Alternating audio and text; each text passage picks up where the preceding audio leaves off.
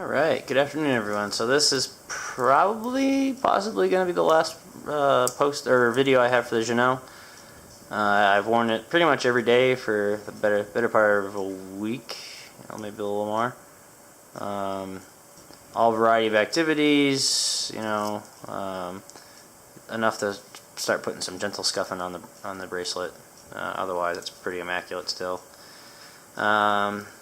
So I thought I'd give you my thoughts. So first of all, accuracy. Since everyone likes to talk about the movement on this watch, it has been pretty accurate. Negative 1.4 seconds a day, variance between negative 0.2 and negative 2. So I'd say that's totally accurate. That's recorded just by comparing it at regular intervals to the atomic time, which it was set against. So I'm happy with that. It's perfectly acceptable. I like my watches to run positive because it's easier to fix and it doesn't make me late over a long period of time. But I mean, negative 1.2 seconds a day, it's going to take you 60 days to even be off by a little over a minute. So that's okay to me.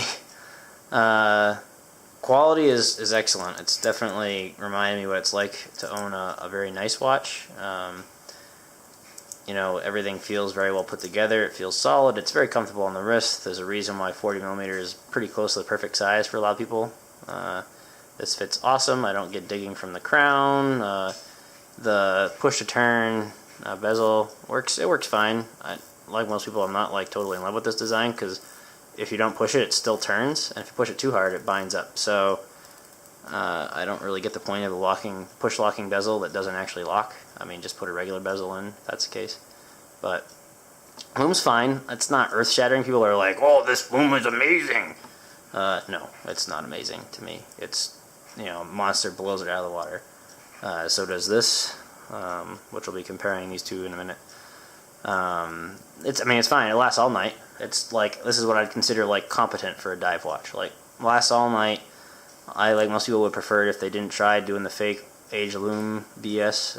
This, to me, that's it's not an old watch. There's no reason to have fake tritium patina. There's no tritium. I like the red second hand. I wish the Ocean-Rover would be red too, give it a little more color, and maybe make the Lume, pure white like that. Other than that, what else would I change on this watch? The glide lock, the clasp itself, while I like the design, it's definitely a step up from something like this by a long shot. It's definitely below something like this. So this glide lock, let's see, what would I change? This is way too shallow, this cut. I think it needs to be started a little earlier and go a little deeper because it's honestly easier to open it this way by grasping both sides than it is to open it this way. So I think that's too shallow. I do like that these are just steel balls into sockets. I think that's a really solid design, but I think that they can take a note. I'll just start comparing these, I guess. So this is a Tudor Black by 36. So if you look at these, they use little tiny ceramic balls instead of steel balls, and it makes it much smoother. So I'll close this for you. That's just a totally different feel, and see how big this is, so I can easily get my fingernail underneath there.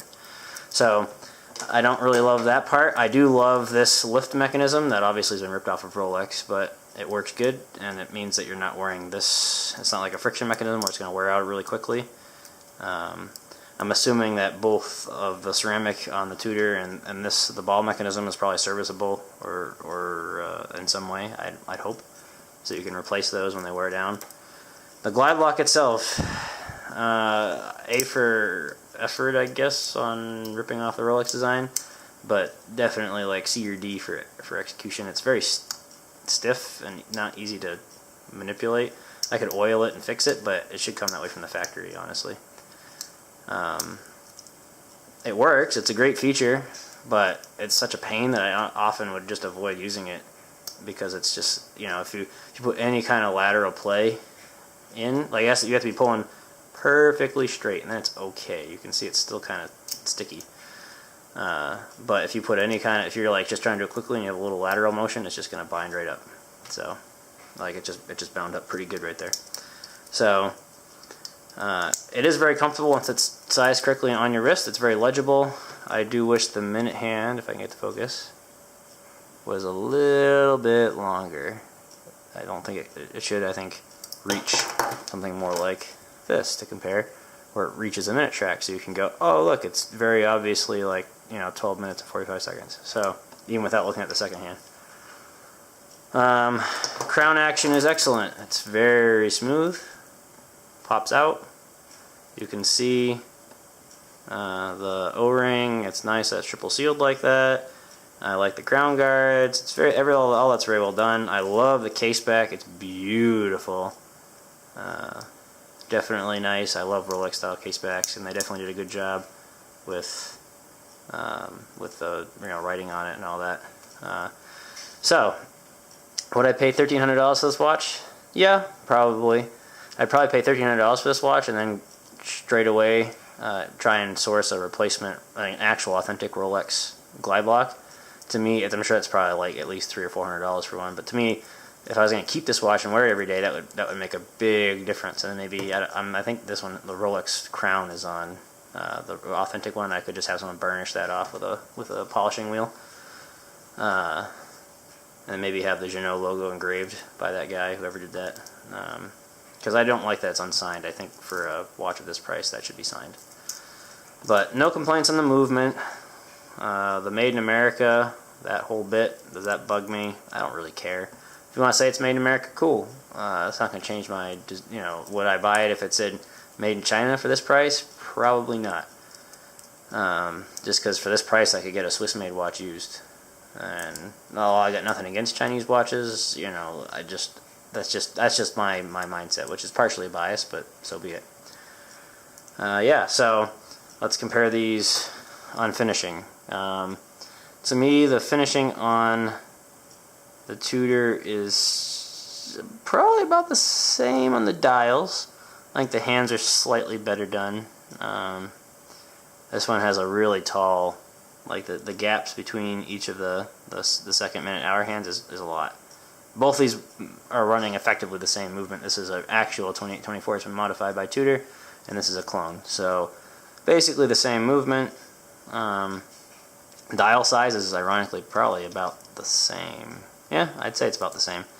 Both have sapphire crystals. This one's flat with no AR. This is domed or box domed, I guess, with no AR.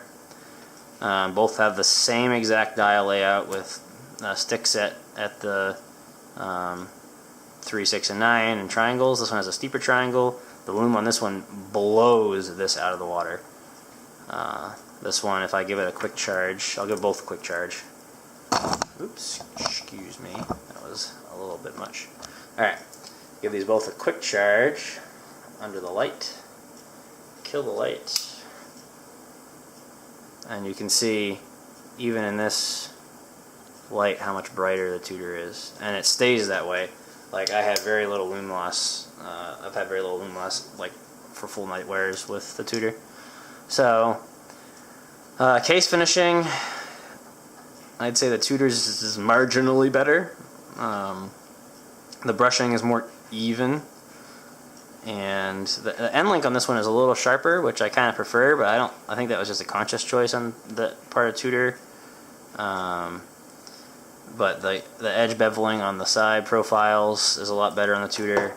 The case back finishing, like not the case back itself, but underneath the case, like the rear of the main case, the mid case, is machined a lot nicer. It's actually brushed under here. You can actually see that, and the machining on the pre-case back raise here is much nicer. So, and I mean, this is the way a clasp should be finished at this level. Everything is beautifully done. Everything is just very butter. This is excellent for a non-luxury branded kind of a thing. This is excellent. But just to show this as a comparison, I mean, there's just a lot more thought put into this, it looks like. Otherwise, the bracelets are very similar. I like how the screw heads are smaller on this, which I think makes it nice. And the brushing is much better on the Tudor. it's much finer and looks almost like a matte. You can see it's brushed, but it's brushed so finely that it looks matte. This one is brushed kind of thinly, I think, so it's more shiny to me. It might just also be a slightly different grade of steel or origin of steel. So, yeah. So as you know, would I pay full retail if I had the money to pay? And I was looking for a 40 mil dive watch. Yes, because I think out of all the 40 mil dive watches in this price category available right now, this one just blows everything else out of the water. Good lume, functional bezel with good teeth, functional crown. I mean, impeccable timekeeping, perfectly fine timekeeping, and solid everything else. You know, the glide lock could use some work.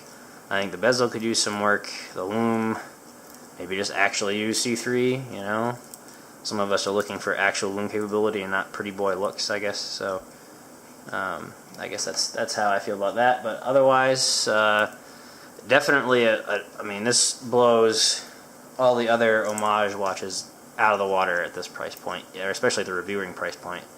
And I have a feeling that might end up being closer to the actual price than the $12.99.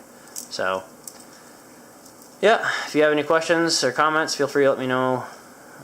In the comment section, I guess. I'm going to be selling this, so if you want it, you can make me an offer. Otherwise, it's going on eBay. And I will see you in the next video in the comments. Thanks. Bye.